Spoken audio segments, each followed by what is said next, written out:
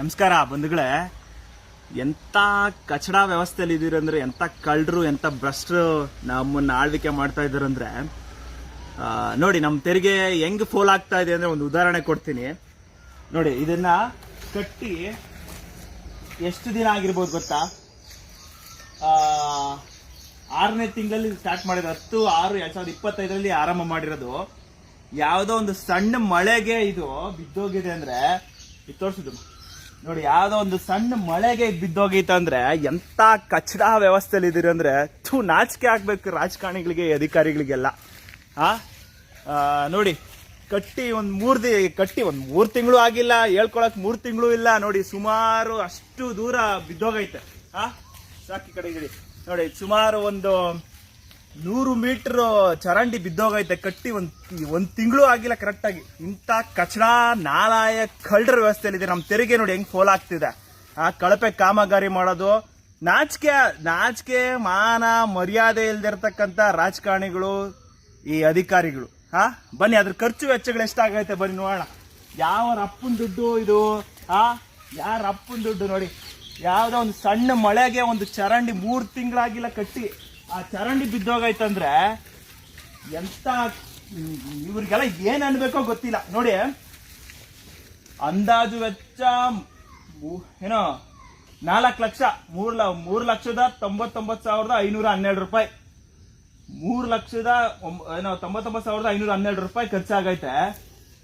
ಕೂಲಿ ಸಾಮಗ್ರಿ ವೆಚ್ಚ 2,17,437 ರೂಪಾಯಿ.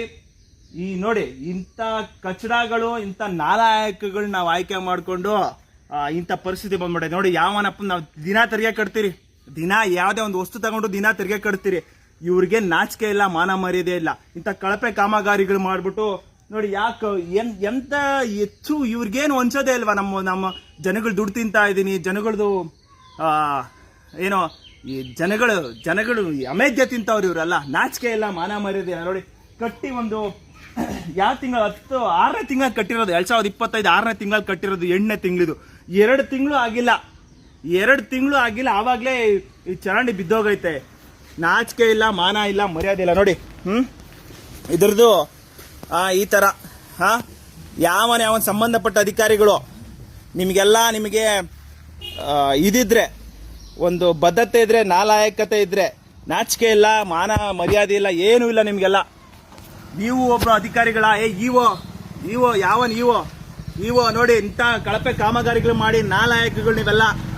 ಇಂಥ ಕಳಪೆ ಕಾಮಗಾರಿ ಮಾಡ್ಬಿಟ್ಟು ಸಿಇಒ, ಪಂಚಾಯತಿ ಸಿಇಒ ಇದನ್ನೆಲ್ಲ ಗಮನಿಸ್ಬೇಕು. ಇವೋ PDOಗಳು ನಿಮ್ಮ ಭಾಷಣಗಳು, ನೀವು ಮಾಡ್ತಕ್ಕಂಥ ಕೆಲಸಗಳು ಹಳ್ಳಿ ಉದ್ಧಾರ ಆಗ್ಬಿಟ್ರೆ ದೇಶ ಉದ್ಧಾರ ಆಗ್ಬೇಕು ಅಂತೀರ ನೋಡಿ. ಫಸ್ಟ್ ಹಳ್ಳಿಗಳನ್ನ ಉದ್ಧಾರ ಮಾಡ್ರಿ, ಆಮೇಲೆ ದೇಶ ಉದ್ಧಾರ ಮಾಡ್ರಂತೆ.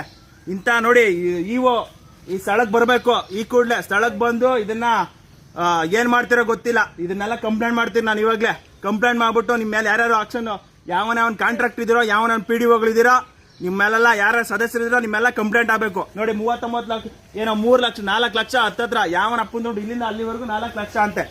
ಕಳಪೆ ಕಾಮಗಾರಿ ಮಾಡ್ಬಿಟ್ಟು ಎಲ್ಲ ಬೀಳ್ಸಾಕಿದ್ದೀರ. ನಾಚಿಕೆ ಎಲ್ಲ ಮಾನ ಮರ್ಯಾದೆ ನಿಮ್ ಜನ್ಮಕ್ಕಿಷ್ಟು.